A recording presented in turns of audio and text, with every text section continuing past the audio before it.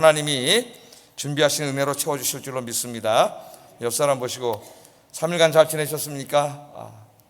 만나서 너무 반갑습니다. 인사하겠습니다. 어젠가 그젠가, 제가 요새 어젠가 그젠가가 잘 헷갈려요. 밤늦게 이렇게 한번 교육방송을 보는데 나태주라고 하는 시인이 있습니다. 초등학교 선생님, 시골에서 초등학교 선생님 하시다가 이제 교장 선생님도 하시고 그러던 분인데, 들풀꽃이라고 하는 시로 이제 유명하신 분이죠. 풀꽃 1, 2, 3. 아주 짧은 시예요. 근데 이제 그 풀꽃이라는 시로 자기가 그 시를 어떻게 이렇게 작시하게 됐고, 그러면서 이제 인생을 이렇게 목사는 설교하는 거죠. 그분은 시로 이제 설교를 하시더라고. 이제 제가 들어보고 큰 감동을 받았습니다.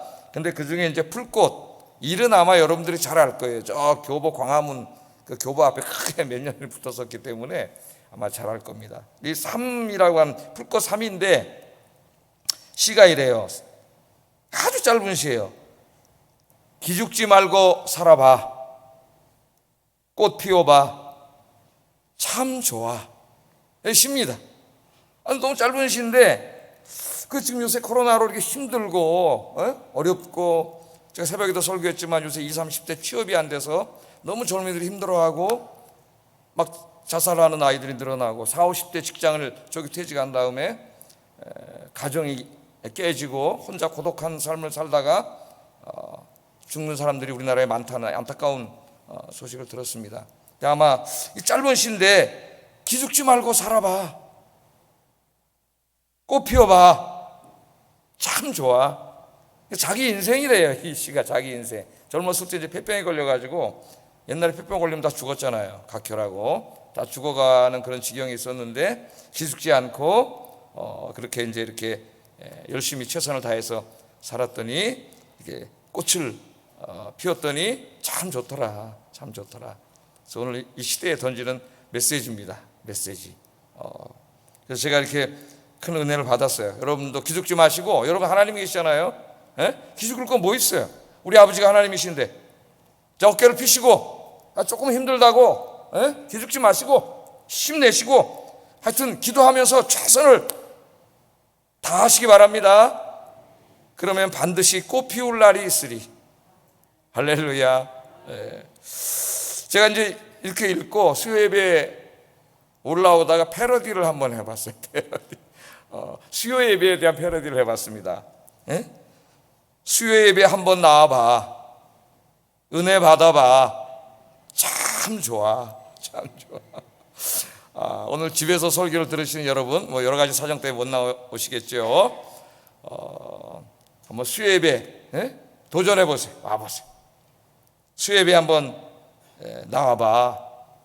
말씀의 은혜 받아봐. 참 좋아요. 참 좋아요. 여러분, 저 구역에 가셔서 구역 식구들에게 전화해서 이제 다음 주 수요일 날 이 얘기 꼭 해주시고, 한 분씩 더 데리고 나오시기를 주의 이름으로 축복합니다.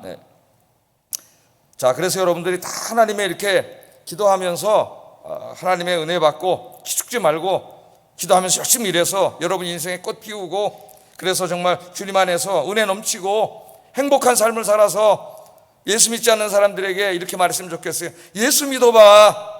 교회 한번 나와봐. 참 좋아. 참 좋아. 그냥 이론적인 전도가 아니고 이 시인처럼 자기의 여러분의 삶으로 하나님 살아계심을 외칠 수 있는 여러분들 되시기를 주의 이름으로 축복합니다. 자, 오늘은 이제 그런 관점에서 우리 그리스도인들이 그렇게 하나님의 은혜를 받고 꽃 피우고 그렇게 살기 위해서 어떻게 해야 되느냐, 기독교인들이, 우리 그리스도인들이 어떻게 살아야 되느냐, 하나님 앞에서 어떤 사람이 돼야 되느냐, 오늘 좀 이런 주제로 간단하게 좀 오늘 본문 말씀 묵상해 보려고 합니다. 오늘 본문은 사무엘이 이제 나이가 많이 들어서 늙고 이제 자기가 맡은 일들에 대해서 이제 내려놔야 될 때가 얼마 남지 않은 그런 때에 이제 새롭게 뽑힌 왕 사울 왕과 또 그와 함께 일할 대소 신료들, 그리고 온 이스라엘 백성들을 모아놓고 행한 설교라고 할 수도 있고 연설이라고도 할 수 있겠습니다. 연설 설교. 이 말씀 속에서 이 사무엘은 자신의 삶을 이야기하면서 이 이제 새롭게 권좌에 오른 왕과 함께 나라를 다스려 갈 그 관료들, 지도자들이죠. 힘 있는 사람들, 권력자들, 그리고 모든 백성들이 하나님의 백성으로서 어떻게 살아야 되는가 하는 것을 가르칩니다. 그래서 좀 한번 생각을 해보겠어요. 첫째, 하나님을 기쁘게 하는 신앙생활이란 뭐냐? 하나님과 사람 앞에 정직하고 신실한 삶을 사는 것이다. 오늘 우리 사회에 정직한, 공정한, 정의로운 이런 단어가 너무나 필요한 사회입니다. 우리 사회가. 자, 오늘 이제 본문은 사무엘이 나이 많아서 은퇴할 때가 가까워가지고 제가 아까 말씀드렸듯이 왕과 관료들과 백성들 앞에서 자기 한평생을 되돌아보면서 연설을 하는 거예요. 근데 자기 이야기를 먼저 합니다. 2절에서 4절 좀 길지만 한번 뭐라고 얘기하는지, 자기 한평생 하나님의 사사로, 선지자로, 제사장으로 부름받아서 내가 이렇게 사역했습니다 하는 걸 이야기하고 있어요. 한번 읽어보겠습니다. 시작.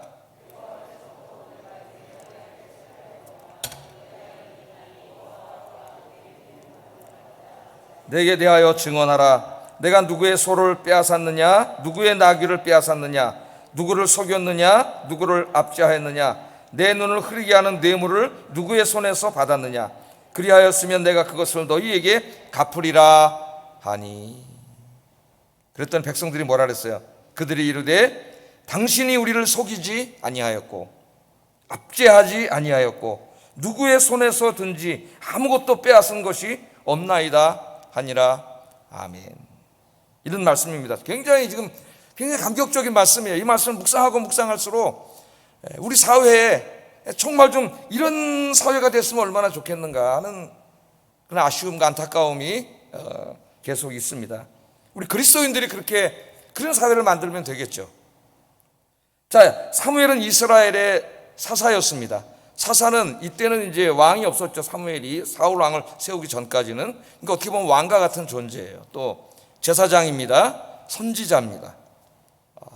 그러니까 하나님의 대리인으로서 막강한 권력을 가졌다면 가질 수 있는 사람이죠. 사무엘이 한마디 말을 하면은 그것을 감히 거역할 수 있는 사람은 없는 위치에, 그런 위치에 사무엘이 있었습니다. 그러면 사람이라고 하는 것이 굉장히 훌륭한 사람인 것 같아도 권력이라고 하는 것을 자기 손에 쥐게 되고 그 권력에 대항할 견제 세력이 없어지거나 약화되기 시작하면은 이 사람은 100% 타락하게 돼요. 이 견제받지 않는 권력은 타락합니다. 그게 지금 우리나라가 직면하고 있는 안타까운 현실이에요. 자, 사무엘은 이 사역을 하면서 백성들로부터 존경을 받았고 존경을 받은 만큼 진짜 굉장한 힘을 가지고 있었습니다. 누구도 거역할 수가 없어요. 사무엘이 그냥 자기가 사실 맘만 먹으면 얼마든지 자기 사적인 이익도 추구하고 그래도 누가 감히 어떻게 할 수 없는 그런 하나님 다음의 인물이었죠. 이스라엘 사람들에게는. 자, 어려서부터 우리가 사무엘서 공부해 왔듯이 오늘 사무엘이 얘기하잖아요. 내가 어려서부터 하나님께 부름을 받았다고. 어려서부터 하나님의 음성을 듣고 선지자로 사사로 사무엘이 그렇게 부름을 받아서 한평생을 일해 왔는데 오늘 뭐라 그래요? 사무엘이 내가 이제 늙고 머리가 휘어졌다. 그렇게 내가 늙고 머리가 휘어졌다. 그렇게 얘기를 해요. 저도 이제 우리가 제일 처음에 왔을 때는 39살이었는데 그때는 머리카락도 엄청나게 많았습니다. 제가 원래 머리카락이 엄청 많은 사람이에요. 네?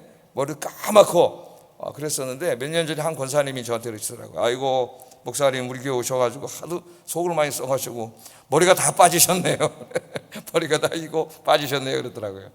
이제 카메라가 저기서 찍다 보니까 제가 이렇게 머리를 숙이면은 여기가 이제 구멍 난 게 보입니다. 제가 그래서 이걸 안 보이려고 원고를 외우고 이제 올라왔어요. 일날 안 보고 요쪽만 보고 설교를 하려고 제가 이걸 안 하려고. 그러다 보니까 하다 원고 까먹을 때가 많아요. 사실 내가 어디에 있지 그래가지고 잊어먹을 때가 있어요. 그것도 안 보이겠다. 다 알고 있는데 저기서 보면 다 보이는데. 시간이 어느덧 20년이 흐르고 늙고 정말 머리가 휘어지고 그렇게 되죠. 사람이. 시간이 모든 것을 변화시켜 놓습니다. 우리는 시간의 질서 속에 살아가고 있기 때문에 시간은 모든 것을 변화시키고 그리고 생명이 있는 것들은 더 약화시키고 더 약해지고 그리고 어느 날은 끝날 날이 있죠. 영원하지 않습니다. 여러분. 자, 오늘 사무엘도 훌륭한 선지자였지만은 이제 늙고 머리가 휘어졌어요.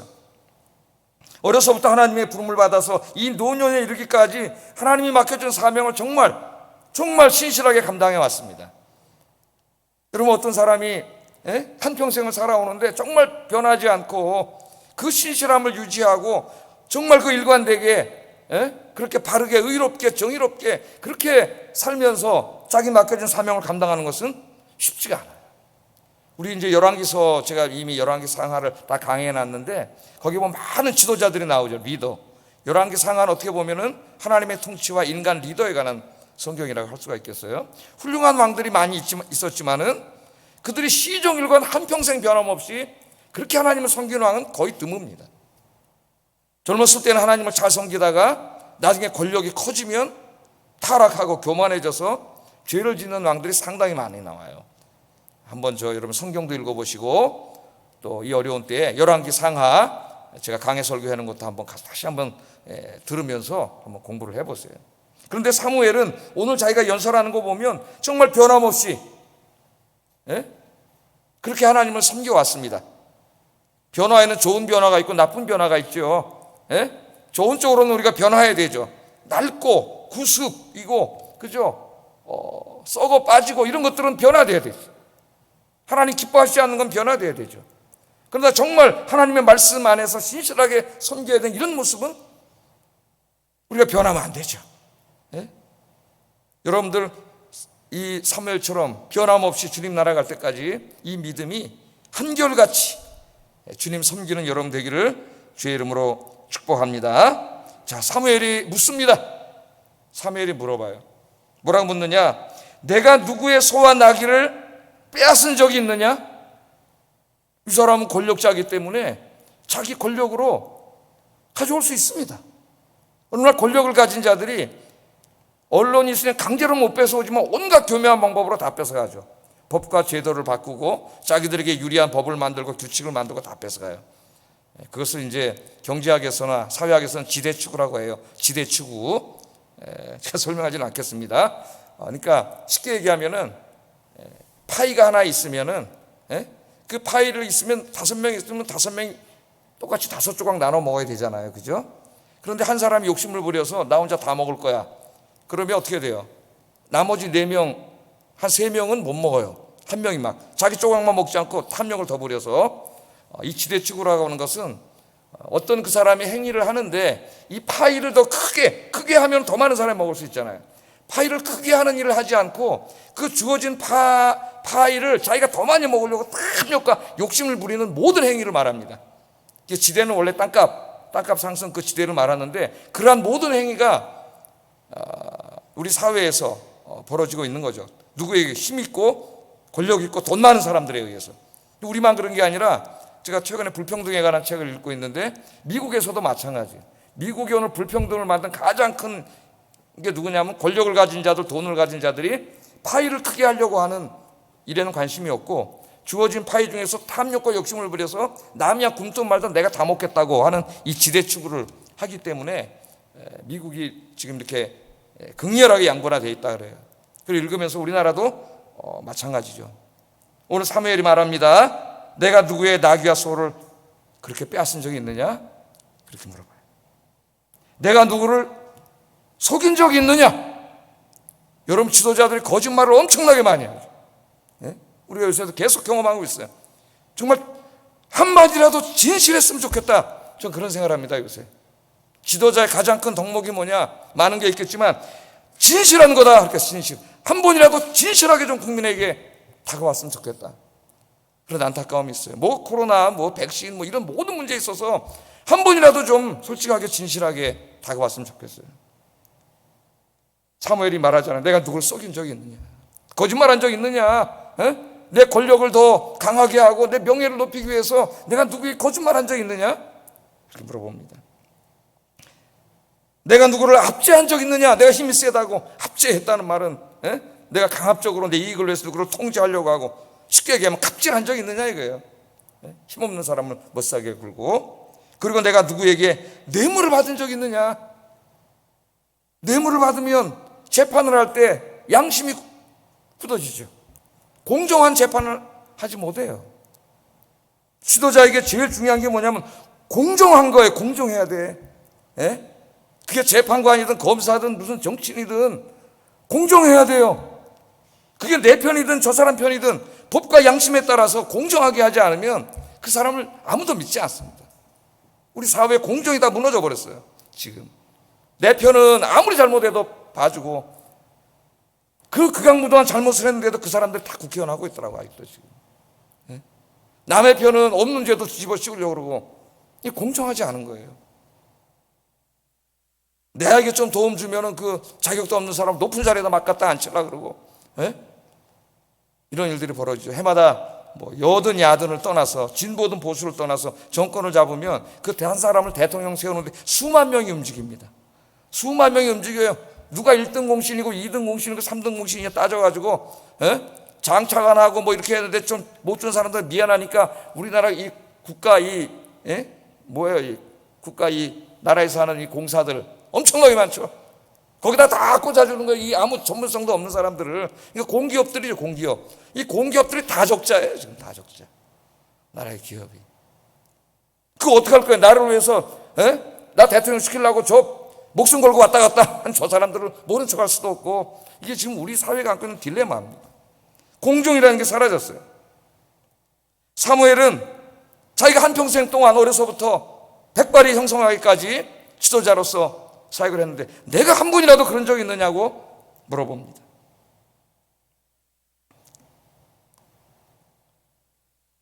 사무엘은 지금 자신과 자기 앞에 있었던 엘리 제사장의 두 아들 흠니와 비누아스, 엘리를 대조하고 있어요. 그 사람들은 그렇게 하지 않았습니다. 그 사람들은 하나님의 제사장과 사사의 권세로 사적인 이익을 추구했어요. 심지어는 하나님께 드려야 될 제물을 자신들이 먼저 취했습니다. 성전에서 봉사하는 여인들을 자신의 성적인 욕망의 대상으로 취해버렸어요. 그러나 사무엘은 사사가 되어서 한 번도 자신의 권세를 이용하여 사적인 이익을 추구하지 않았습니다. 하나님의 말씀에 따라 양심적으로 정직하게 깨끗하게 신실하게 그렇게 감당을 해왔습니다.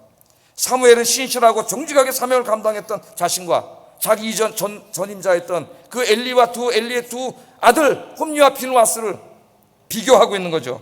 비교하면서 자기를 드러내기 위해서 이 말을 한 게 아니에요. 지금 중요한 이 말을 들어야 될 사람이 여기 앞에 있기 때문에 이 말을 하는 거예요. 이 앞에 누가 있어요 지금? 사울 왕이 있습니다. 앞으로 이 나라를 통치해갈 최고의 권력자가 지금 여기 있어요. 그 왕과 함께 권력을 나누어서 이 나라를 다스려가야 될 대소신료들이 있습니다. 또 하나님의 백성들이 있습니다. 이들에게 하는 말이에요. 이들에게 하는 말. 앞으로 이제 당신이 왕이 되고 당신들이 장관이 되고 권력자가 될 텐데 그때 권력이라는 것을 갖게 될 건데 권력은 굉장한 유혹이다. 멀쩡한 사람도 권력만 갖게 되면 이상한 사람으로 변화되죠. 타락을 하게 되고. 그런데 여러분들이 엘리나 그 두 아들처럼 해서는 안 되고 나같이 해야 된다 그 말이에요. 나같이 이렇게 해야 된다. 그것을 가르치고 있습니다. 그럼 옛날에 제가 중국에 대학 다닐 때 한번 중국에를 이렇게 갔었는데 그때는 이제 이렇게 외교가 돼 있지 않았어 가지고 오사카 가서 이제 중국 민항을 타고 이제 제가 상해로 가가지고 이렇게 남경 뭐 북경 이렇게 이제 돌아다가 본 적이 있는데 그때 이제 가본 중에 하나가 이제 손문 선생의 사당을 가봤습니다. 손문 선생은 이제 중국의 산민주의를 일으켰던 지도자고 또 그 사람은 독실한 그리스도인입니다. 손민의 산문주의 우리가 잘 알고 있죠. 그 중에 이제 중요한 것 하나가 토지공 개념, 지금 우리나라에서 많이 하고 있는 것인데요. 토지공 개념을 일으켰던 사람이에요. 근데 거기 갔더니 그 현판에 네 자의 한문이 써 있었어요. 천하위공. 제가 한번 설교 때 얘기한 적도 있는데 천하위공. 그래서 제가 이 뜻을 한문은 쉬운 한문인데 그 뜻을 잘 모르겠더라고요. 그래서 옆에 같이 갔던 중국어 교수님이 성신여대 중국어 교수님이 같이 가셔가지고 제가 물어봤어요. 이게 무슨 뜻입니까? 그랬더니 천하는 공을 위하여. 그 천하는 공을 위하여. 그래서 나중에 돌아와서 이제 그 한번 관한 글을 읽어봤더니 그 손문 당시에 중국의 관료들이 너무나 타락을 해가지고 부정부패가 심하고 관료들이 전부 다 이 부정부패를 해서 사적인 이익을 취하는 거예요. 그러니까 중국이 다 망하는 거예요. 지금 아프간처럼 아무리 뭐 도와주려고 그래도 되지가 않잖아요. 다 망해버렸잖아요. 그래서 손문이 기독교인으로서 지도자가 된 다음에 거기다 쓰는 천하는 공을 위하여, 이 특별히 국가의 공직을 담당하는 자들은 사적인 이익을 추구해서는 안 된다는 거예요. 그런 사적인 이익을 추구하려면 공직에 나가면 안 되는 거죠. 공공의 이익을 위해서, 공을 위해서 있어야 된다는, 이게 기독교 정신입니다, 여러분. 기독교 정신. 자, 사무엘이 물어본 거예요. 내가 그렇게 한 적이 있느냐? 사무엘이 그렇게 주장했다고 해서 그게 성립되는 게 아닙니다. 왜냐하면 백성들은 다 알고 있잖아요. 한평생 그 사람이 어떻게 지도자 노릇 했는지 다 알고 있어요. 보고 있었기 때문에. 백성들이 동의해 줘야 되는 거죠. 동의. 사무엘이 어떻게 살았는지, 어떻게 사사로서 통치했는지 백성들은 너무나 잘 알고 있어요. 그래서 백성들이 대답합니다. 당신은 우리를 속이지 않았습니다. 당신은 그 누구도 압제하지 않았습니다. 당신은 누구의 손에서 아무것도 빼앗지 않았습니다. 우리가 증인입니다. 우리나라에 권력을 가진 사람들이 퇴임할 때 다 이렇게 국민의 사랑을 받고 인정을 받고 퇴임했으면 좋겠어요. 오늘 이 사무엘의 삶은 우리 그리스도인들이 따라야 할 삶의 모범입니다. 그리스도인들은 지금 사회에서 다양한 곳에서 우리가 일하고 있습니다. 공직에 있는 분도 있고, 기업에 다니는 분들도 있고, 시장에서 일하는 분들도 있고, 다양한 곳에 우리가 내일부터 또 나가서 일을 합니다. 우리 그리스도인들은요, 다른 사람들의 것을 그게 힘으로 빼앗든지 교묘하게 빼앗든지 절대로 다른 사람들의 것을 탐하고 빼앗는 삶을 살아서는 안 됩니다. 우리 그리스도인들은 항상 거짓말하지 말고, 속이지 말고 정직하게 살아야 합니다. 자기의 지위를 이용하여 힘없는 사람들을 압제하지 말아야 합니다. 내가 좀 힘이 있다고 갑질하면 안 됩니다. 우리의 양심을 흐리게 하고 우리의 공정성을 흐리게 하는 뇌물을 받지 말아야 합니다. 손은 안으로 굽는다. 굉장히 좋지 않은 속담이에요. 손은 안으로 굽으니까 내 편은 아무리 잘못해도 내 편은 봐주려고 그러고, 나랑 좀 사이 안 좋은 사람은 조금만 흠이 있어도 그걸 들춰내가지고 이렇게 크게 해가지고 그 사람을 못 살게 만들어 놓으려고 하고. 우리 그리스도인들은 공정해야 돼. 공정해야 돼. 하나님이 공의로운 하나님이세요. 하나님은 사랑과 공의 하나님이에요. 그러면 그리스도인들은 사랑해야 되지만 또한 공의로워야 돼요. 이 공의에는 정의롭다는 말도 있지만 공정하다는 의미가 강해요. 사실 공정하지 않으면 정의롭지 않은 거죠. 우리 그리스도인들은 함께 일하는 사람들에게 사무엘과 같은 인정을 받을 수 있어야 된다. 여러분들이 한평생 일하고 그것을 떠날 때 함께 일했던 사람들이 오늘 사무엘에게 한 것 같은 그런 말을 할 수 있는 사람이 됐으면 좋겠다, 그런 생각을 가집니다. 당신은 정의로운 사람입니다. 당신은 정직한 사람입니다. 당신은 공정한 사람이었습니다. 당신은 정말 좋은 사람이었습니다. 난 제일 좋은 말이 당신은 좋은 사람이었습니다. 저 자신을 돌아보면서 우리 모두는 정말 우리와 가까이 있는 사람들에게 좋은 사람으로 기억되고 있는가? 당신은 친절한 사람입니다. 당신과 함께 일할 수 있어서 너무 행복했습니다. 그렇게 평가를 받을 수 있는 여러분들이 되시기를 주의 이름으로 축복합니다. 우리 그리스도인들이 이 부분에 있어서는 가장 강점을 보일 수 있는 사람이 아닌가? 특히 사무엘은 이 말씀을 사울왕과 관료들에게 한 거예요. 그들 앞에서 네가 앞으로 왕이 되고 너희들이 앞으로 이 땅의 장관이 되고 차관이 되고 권력을 쥐게 됐을 때 반드시 명심해야 돼. 남의 것을 압제하고 뺏으면 안 돼요. 힘이 세다고 권력을 남용하면 안 되고, 불의하게 행동하면 안 되고, 공정하게 항상 행동해야 된다. 깨끗해야 된다. 정직해야 된다. 거짓말하면 안 된다. 여러분, 거짓말하는 사람의 가장 큰 형벌이 뭔지 아십니까? 나중에 아무도 그 사람 말을 믿어주지 않는다는 거예요. 한두 번은 남을 속일 수 있겠죠. 한두 번, 세 번 거짓말하면 그 다음에 그 사람이 하는 말을 콩으로 팥으로 매주를 쓴다 그래도 합니다. 아무도 믿어주지 않아요.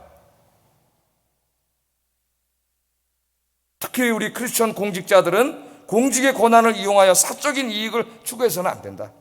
공직자는 자신에게 주어진 권한을 오직 공익을 위해, 정의를 위해 일해야 된다. 오늘 우리나라 이 공직사회 안에 그리스도인들이 많은데 이분들이 이 말씀을 좀 깊이 묵상해야 될 말씀이 아닌가. 손문처럼 독실한 그리스도인으로서 국가를 통치할 때 하나님의 공의의 정신에 입각하여 천하는 공을 위하여, 그렇게 말할 수 있는 지도자가 되려면 자기가 먼저 그렇게 살아야 되거든요. 이것은 우리 교회에도 적용될 수가 있습니다. 저는 목사입니다. 여기 직분자들이 많이 있습니다. 전도회나 여러 기관에서 책임을 맡은 분들이 있습니다.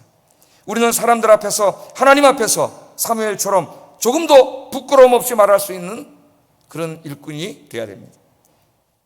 우리가 성도님들 앞에서 제가 목사로서, 장로로서, 권사로서, 집사로서, 구역장으로서 어떻게 사역했는가를 물을 때 성도들로부터 사무엘과 같은 칭찬과 인정을 받을 수 있기를 주의 이름으로 축복합니다.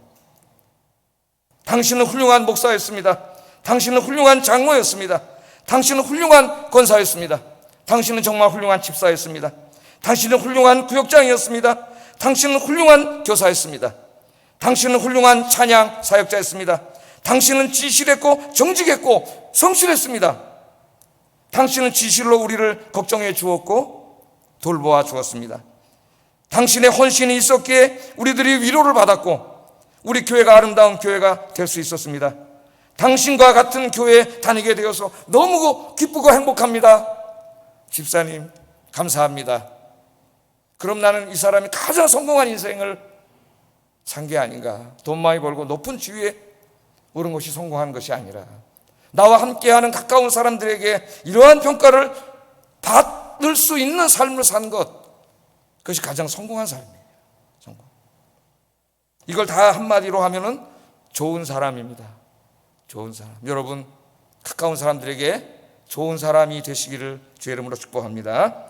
사도 바울은 믿음의 아들인 디모데에게 이렇게 권면했습니다. 디모데후서 2장 15절 읽어보겠습니다. 시작. 부끄러울 것 없는 일꾼으로 인정된 자로 자신을 하나님 앞에 드리기를 힘쓰라. 아멘. 하나님 앞에, 사람 앞에 부끄러움이 없는 일꾼으로 나 자신을 드릴 수 있도록 힘쓰라고 하나님이 말씀하셨어요. 우리는 저 자신을 포함해서 사무엘의 표준에 비하면 한없이 부족한 사람이지만 오늘 사도 바울은 힘쓰라 그랬어요. 힘쓰라. 많이 부족하지만 그것을 목표로, 사무엘이 오늘 이 삶을 목표로 세워놓고 모델로 세워놓고 그렇게 거기에 근접해 가기 위해서, 끊임없이 수렴해 가기 위해서 힘써야 된다. 힘써야 된다.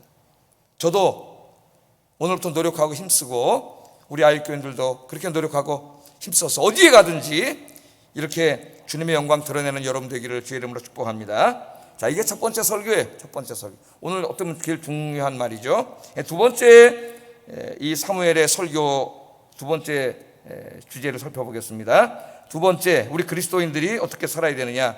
하나님의 은혜를 기억하고 잊지 않아야 된다. 하나님의 은혜를 기억해야 된다. 오늘 본문에 보면 상당 부분을 사무엘이 하나님의 은혜를 잊어먹은 이스라엘 사람들의 배은 망덕을 책망하는 말씀이에요. 자, 오늘 보면은 사무엘이 하나님께서 이제까지 이스라엘에게 베풀어 주신 은혜 세 가지를 말합니다. 세 가지, 크게 세 가지. 첫째는 애굽의 종살이로부터 구원해 주신 은혜에 대해서 이야기해요. 6절, 그냥 6절 읽어보겠습니다. 시작. 애굽 땅에서 인도하여 내신 이는 여호와이시니라. 애굽에서 종살이하던 그 별 볼 일 없던 그 사람들, 버림받은 사람들을 하나님이 구원해 주신 거죠. 하나님 백성 삼아 주신 이 구원의 은혜. 두 번째는 지금 그들이 살고 있는 가나안 땅, 그 적과거리 흐르는 땅을 그것도 누가 주신 거예요? 하나님 주신 거예요. 자기들이 잘나서 얻은 게 아닙니다. 우리 인간은 착각하죠. 오늘 여러분 이 자리에 있기까지 여러분이 잘나서 있었습니까? 하나님의 은혜죠. 하나님의. 우리 8절 한번 읽어보겠습니다. 시작. 여호와께 부르짖음에 여호와께서 모세와 아론을 보내사 그 두 사람으로 너희 조상들을 애굽에서 인도해 내어 이곳에 살게 하셨느니라. 누가 살게 하셨어요? 하나님이 살게 하셨어요. 예? 여러분 오늘 이 시간까지 여러분의 인생 누가 이렇게까지 살게 하셨어요? 하나님이 살게 하셨어요. 하나님의 은혜입니다. 잊으면 안 되죠. 잊지 마세요. 제가 지지난주인가보다 이제 우리 성전 예배를 못 드릴 때 우리 교육자들이 한 분씩 나와서 특송을 하는데 제가 많은 은혜를 받았습니다. 근데 이제 그 중에 한 그 노랫말이 김지용 목사님 불렀던 은혜라고 하는 노랫말이 너무나 이게 은혜를 받아서 오늘 몇 번을 들어봤어요. 가사는 다 기억하지 못하는데 내가 이제까지 보내온 시간들, 내가 살아온 인생들이 당연한 것이 아니라 하나님의 은혜였습니다. 이제 한번 우리 부릅시다. 수요일 날도 부르고 그 찬송을 금요일도 부르고 다음 주에는 굉장히 은혜가 되더라고요. 그 당연한 게 아니라 우리 너무 당연하게 생각하는 게 많은데, 예? 다 하나님의 은혜예요. 하나님의 다 하나님이 주신 것들이에요. 그리고 마지막 세 번째는 하나님의 은혜에도 불구하고 저들이 배은망덕하고 우상숭배하고 죄짓고 살았음에도 불구하고 또 하나님 용서해 주시고 또 회복하셔서 하나님의 자녀 삼아 주신 은혜. 그게 이제 9절부터 11절까지 한번 읽어보겠습니다. 시작.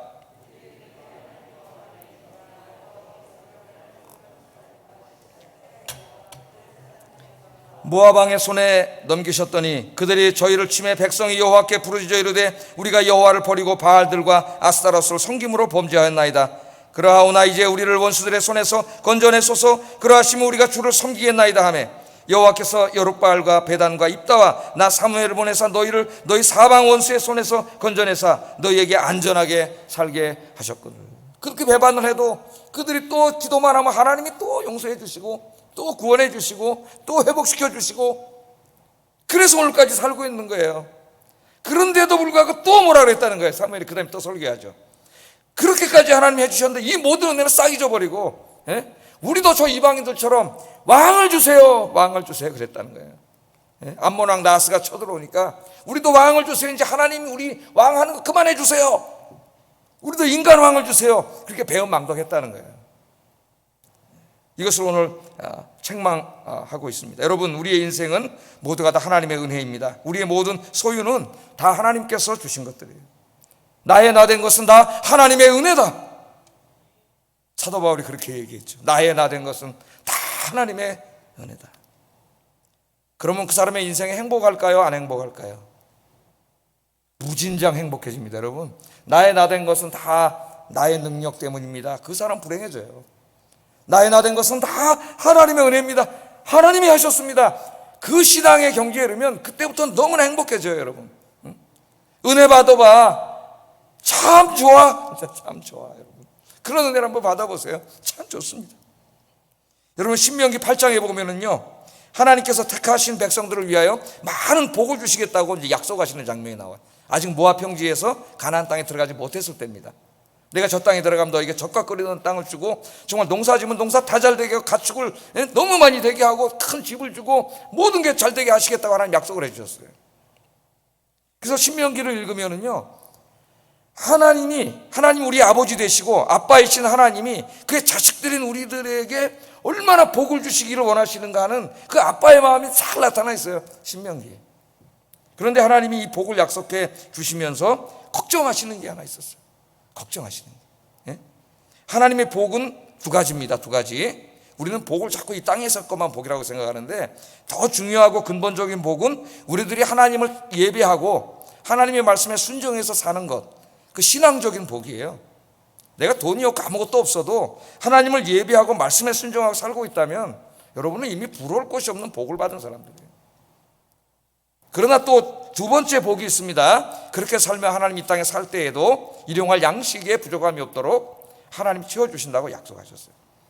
그래서 이제 신명기 8장에 보면은 애굽 땅에 들어갔을 때 내가 너희에게 이 땅에 복을 줄 것이다 이런 약속을 하는데 그 복을 주실 것을 약속하면서 굉장히 걱정을 하시는 게 하나 있어요. 그게 뭔가 한번 보겠습니다. 신명기 8장 11절 14절 읽어보겠습니다. 시작.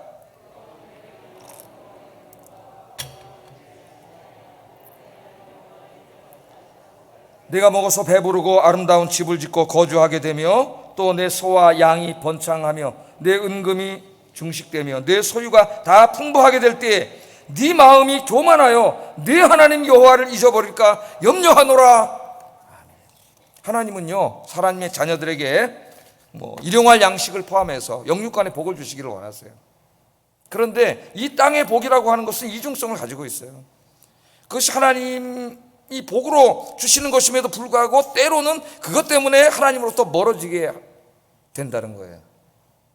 사람들이 얼마나 어리석은지 그것들을 달라고 막 기도해서 하나님이 그것들을 주시면 그것들을 주신 하나님은 잊어먹고 하나님 주신 것들에 집중하게 되죠. 그래서 하나님 주신 게 뭐가 돼요? 하나님이 돼요. 하나님. 주객이 전도되는 일이 벌어집니다. 그래서 하나님을 잊어먹고 교만해지는 거죠. 야, 내가 참 이렇게 여기까지 와서 참 자수성가하고 이렇게 됐습니다. 자수성가했다는 말은 하나님의 은혜를 잊어버린 말이에요. 사실은 자수성가한 게 아니라 하나님의 은혜로 된 줄로 믿습니다. 이제 말 습관부터 바꿔야 돼요. 내가 자수성가했습니다. 어렵게 서울에 혼자 왔는데 내가 다 열심히 해서 읽었습니다. 그런 얘기 하지 마시고, 내가 연약하고 부족했고 아무것도 없었는데 내가 하나님 의지하고 기도하면서 열심히 일했더니 하나님이 은혜를 주셨습니다. 여러분도 하나님 믿어보세요. 이런 은혜를 받아보세요. 참 좋습니다. 참 좋습니다. 그렇게 말할 수 있어야죠. 근데 하나님은 걱정하셨어요. 인간이 어떤 존재인지 하나님이 알고 있어요. 그게 풍성해지면 이 사람이 하나님을 더 잘 섬기기가 매우 어렵게 됩니다. 성경의 역사나 기독교 2000년 역사를 우리가 볼 때 경제적으로 풍요로워졌을 때 그 가운데 신앙생활을 잘한 적이 거의 없어요. 이 땅의 삶이 평안해지고 풍요로워졌을 때 사람들은 다 오늘 하나님이 걱정하시는 이 시험에 빠졌습니다. 이 시험. 지금 우리나라도 마찬가지.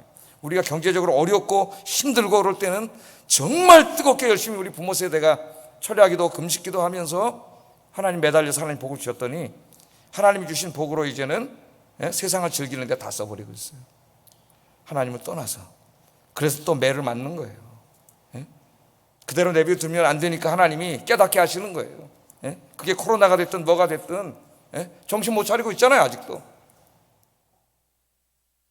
우리의 인생은 다 하나님이 주신 것이니까 하나님이 주신 것에 집중하지 말고 그걸 주신 하나님만 바라보시기를 바랍니다. 언제가 다 가져가실 수도 있어요. 또 여러분, 그럼 가져가신 다음에 이거 바라본 사람은 그냥 거기서 신앙이 무너져 버려요. 하나님을 바라본 사람은 욥처럼 뭐라 그래요? 주신 분도 하나님이시고 가져가신 분도 하나님이시고. 내가 이 땅에 올 때 빈손으로 왔잖아요. 빈손으로 적신으로 왔어요. 그 하나님 따로 가져가셨는데 뭐 내가 하나님을 원망하냐. 이게 욥이에요. 왜? 욥은 하나님이 뭘 주셨기 때문에 하나님을 사랑한 사람이 아니에요. 그냥 하나님을 사랑한 거예요. 그랬더니 사탄이 뭐라 그랬어요? 하나님 그런 게 어디 있어요? 하나님이 저 욥에게 복을 주셨으니까 저 사람이 하나님을 사랑하는 거지. 저거 다 뺏어보세요. 하나님 원망할걸요? 사탄이 그러잖아요. 그러니까 하나님이 아세요, 욥의 마음을. 그러나 천군 천사와 이 사탄과 몰라요, 사람들은. 그래서 하나님이 욥이 진짜 신앙이라는 걸 보여주시려고 허락을 한 거예요.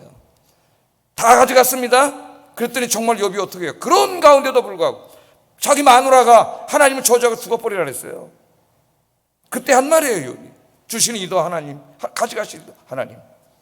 그때 온 천군 천사와 사탄과 모든 사람들이 알게 됐습니다. 욥은 무엇 때문에 하나님을 사랑한 사람이 아니에요. 돈을 많이 줬기 때문이 아니에요. 하나님 자신을 사랑한 거예요. 진실한 사랑이었죠. 그래서 이제는 무엇을 달라고 기도하기 전에 하나님 그걸 줬을 때 내 마음이 흔들리지 않고 그것을 가지고 더 하나님의 영광을 위해서 하나님을 섬기기 위해 쓸 수 있는 믿음을 달라고 먼저 기도하세요. 여러분, 먼저. 그래야 안 쓰러져요. 그렇게 기도했던 사람이 아굴이라고 하는 사람이 잠언 30장 7절 9절에 이렇게 기도했습니다. 읽어보겠습니다. 시작.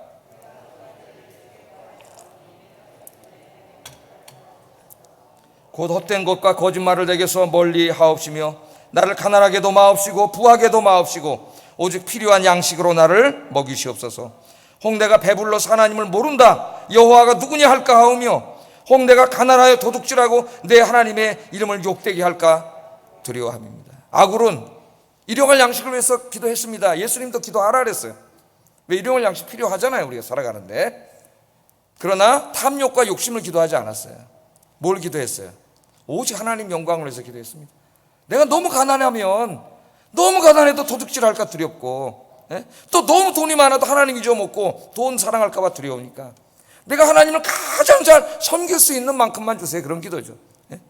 그러니까 이 사람의 목적은 돈이 아니에요. 기도의 목적이 뭐예요? 하나님을 잘 섬길 수 있는 형편을 달라는 거예요. 아굴의 기도가 우리의 기도가 되기를 바랍니다. 때로 잘못하면 우리가 탐욕과 욕심으로 기도할 수 있어요.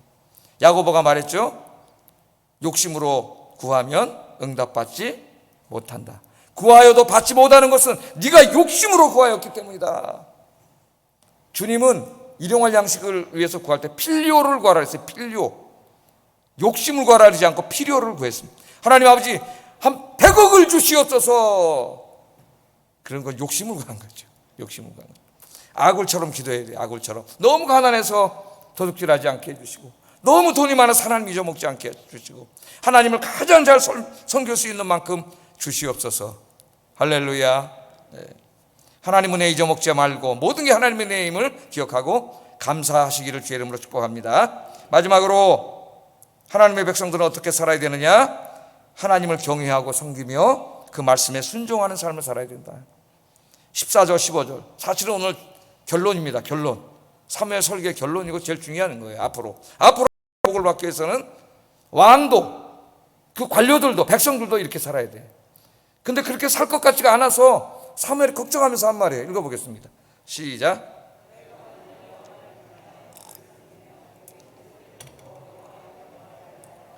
또 너희와 너희를 다스리는 왕이 너희 하나님 여호와를 따르면 좋겠지만은 너희가 만일 여호와의 목소리를 듣지 아니하고 여호와의 명령을 거역하면 여호와의 손이 너희의 조상들을 치신 것 같이 너희를 치실 것이라. 아멘. 자, 여기 이 말씀이 뭐예요? 너희가 만일 여호와를 경외하고 그를 섬기며 그의 목소리를 듣고 여호와의 명령을 거역하지 아니하며 또 너희와 너희를 다스리는 왕이 너희 하나님 여호와를 따르면 좋겠지만, 그러면 얼마나 좋겠냐? 그러면 하나님의 은혜가 내려서 정말 참 행복한 인생이 되는데 걱정을 하는 거예요. 만일 여호와의 목소리를 듣지 아니하고 여호와의 명령을 거역하면 여호와의 손이 너희 조상들을 친 것처럼 너희들을 치게 될 것이다. 잊지 마세요, 여러분. 이 말씀을 우리가 잊으면 안 됩니다. 우리의 선택이에요. 선택. 하나님의 은혜는 전적인 불강력적인 하나님의 은혜로 주어졌지만 우리가 하나님 앞에 복을 받는 삶을 살느냐 그렇지 않느냐는 것은 우리가 하나님을 경외하고 섬기고 순종하느냐 그렇지 않느냐에 따라 있습니다. 여러분의 선택이에요. 여러분이 어떤 삶을 선택하느냐에 따라서 여러분의 인생이 이미 결정된 거나 마찬가지예요. 하나님의 뜻에 따르면 하나님 복을 주세요. 신명기 6장 3절 읽어보겠습니다. 시작. 그래야면 내가 복을 얻고 내 열조의 하나님 여호와께서 내게 허락하신 같이 적과 꿀이 흐르는 땅에서 너의 수요가 심히 번성하리라. 아멘. 하나님을 예배해 보세요. 하나님의 말씀에 순종해 보세요. 그러면 하나님이 복을 주십니다. 참 좋습니다. 참 행복합니다. 그렇게 여러분 전도할 수 있는 여러분 되기를 주의 이름으로 축복합니다. 기도하겠습니다. 말씀을 생각하면서 우리 앞에 저기 기도 제목이 있습니다. 눈 뜨고 기도하셔도 상관없습니다. 세상에서나 교회에서나 하나님과 사람 앞에 정직하고 진실하고 참 인간으로서 인간미 넘치는 삶을 살게 하소서. 하나님의 은혜를 잊지 않고 그 은혜를 기억하고 항상 감사하는 삶을 살게 하소서. 하나님을 경외하고 섬기고 그 말씀에 순종하는 삶을 살게 하소서. 기도하겠습니다.